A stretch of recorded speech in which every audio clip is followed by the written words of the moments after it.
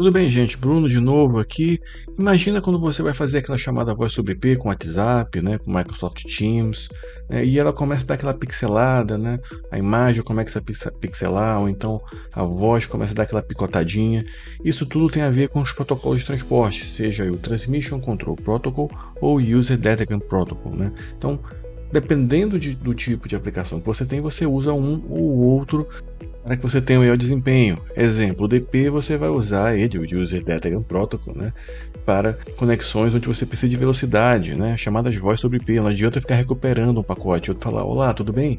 Não adianta eu recuperar o olá, se eu perder ele, por exemplo. Segue a vida, né, segue o jogo. Então ele é mais rápido, é mais eficiente nesse ponto. Já o TCP não, ele já tem uma maior confiabilidade. Na hora de você baixar aquela ISO, né, daquele sistema operacional Linux, por exemplo, você precisa que todos os bytes estejam perfeitos. Então eu preciso de confiabilidade. E é isso que eu vou te explicar a partir de agora.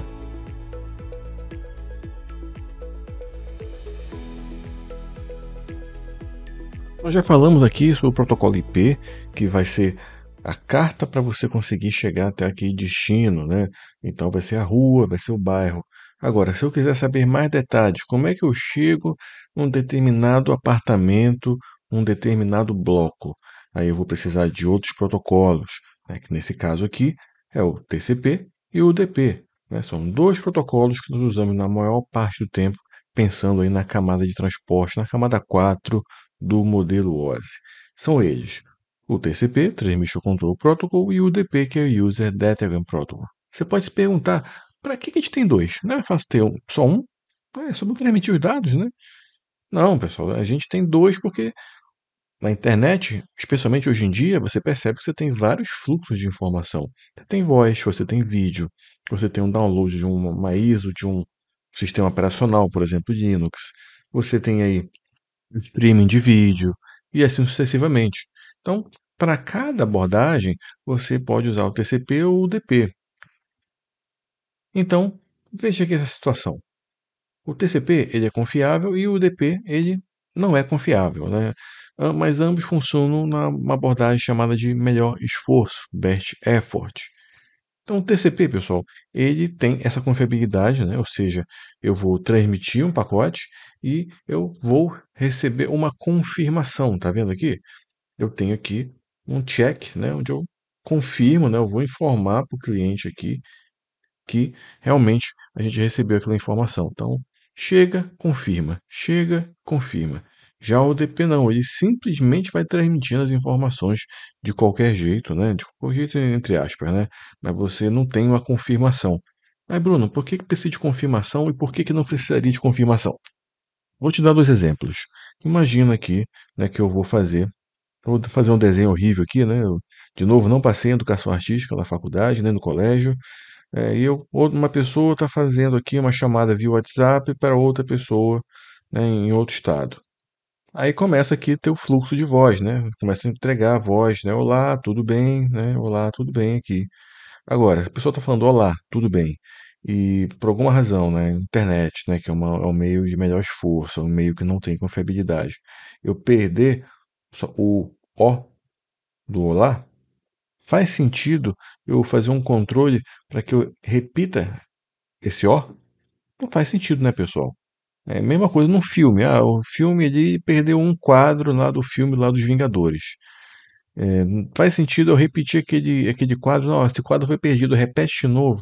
Não, né, já foi, já passou. Né? Então, numa chamada de voz, você vai perceber o quê? Um estalo. Né? Numa chamada de vídeo, você vai perceber o quê? Aquele pixel, né? Aquela pixelada que dá lá no fluxo de dados.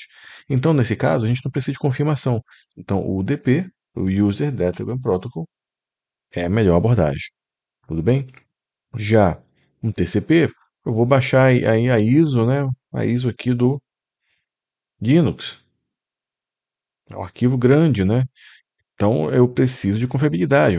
Uma ISO, né, do Linux, sei lá, vai ter 2 gigabytes, até mais, né? Estou dando um valor aqui até relativamente baixo, depende da distribuição que você esteja falando. Maravilha? Então, cada protocolo tem sua abordagem. E como o UDP não tem esse controle todo, você vai perceber que ele é mais leve, né? Ele é mais fácil de processar. Resumindo, TCP Ele tem uma conexão chamada de orientada conexão, ou seja, você tem esse controle de erro, esse sequenciamento, né? O UDP é não orientada conexão, ou seja, ele não tem esse controle, esse sequenciamento bem preciso. O TCP já mostrei que tem sequenciamento, né? Ou seja, se tiver aqui os pacotes em fora de ordem, ele vai reordenar. E o UDP não, pessoal. Não tiver fora de ordem, paciência, né? Não vai fazer nada.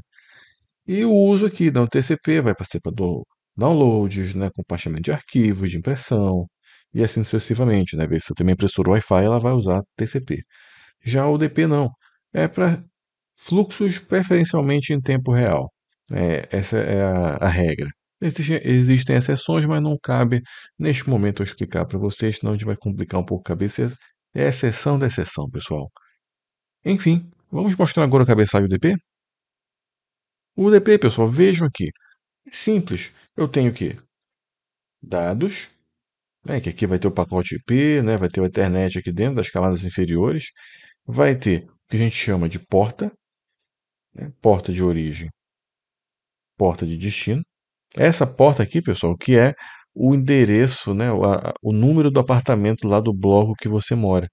Então, através dessa porta, você vai chegar na aplicação. Tudo bem? Então, o UDP opera na camada de transporte, ele é não orientado à conexão e ele não é confiável, né? Ou seja, você vai mandar a informação e seja o que Deus quiser. Não recupera dados. Então, pessoal, com esse conceito aqui de porta que o TCP e o UDP usam, é que você consegue, por exemplo, enxergar esse vídeo que você está vendo nesse momento. Exemplo, né? Se você está num portal web, ele vai usar aqui o protocolo HTTP ou HTTPS, né, que usa a porta 80 ou a porta 443. Então, bem aqui vai ter uma interface com a aplicação. Tudo bem? Então tenha isso em mente. Isso funciona tanto para o DP quanto para o TCP. Já o TCP, pessoal, ele opera na camada de transporte, ele é orientado à conexão, ou seja, existe aí um controle de fluxo, ele é confiável porque ele recupera os dados, né? Ou seja, ele tem um mecanismo específico de recuperação de erros. E para você iniciar um fluxo TCP, não é só mandar informação, você precisa ter um passo a passo, que é o Three-Way Handshake, onde eu começo aqui com um pacote de sincronismo, depois eu vou para um de SYNACK, depois eu vou para o ACK. Ou seja, para eu fazer estabelecimento de conexão, eu tenho que mandar uma mensagem de sincronismo, depois eu tenho que confirmar esse sincronismo, né, que eu recebi, depois eu mando outra mensagem de ACK, que é o confirmação. Em outras palavras, aqui eu tenho três vias, depois dessas três vias é que efetivamente eu consigo enviar as informações. Percebam uma coisa a partir de agora. Lembra lá do pacote, né, do quadro, do segmento UDP. Tamanho do quadro, né, o tamanho do pacote. Vou até voltar aqui. Vejam aqui o tamanho dele. Estão vendo? Agora vamos ver o TCP.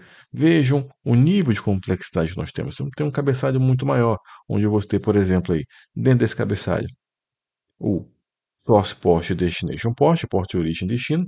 De novo, né, com essa porta de origem e destino, você vai conseguir aí fazer a comunicação com a aplicação, ou seja, sai da porta aqui de destino e vai chegar numa aplicação. Que aplicação, Bruno? Depende da porta. Por exemplo, vejam aqui embaixo. Tenho exemplos de porta. Eu tenho aqui a DHCP, eu tenho DNS, né, que faz resolução de nome, ou seja, quando você acessa um site na web, é, vejamos aqui, eu tenho um navegador, né, e você digita lá www.uol, né, .com, você abre a página, né. Quando você digita isso, na verdade, ele vai buscar um endereço IP. E esse endereço IP ele é traduzido por alguém, né, nesse caso, o DNS. Temos aqui também o SNMP, que é de gerenciamento de rede. Temos aqui o HTTP, que é o nosso caso aqui.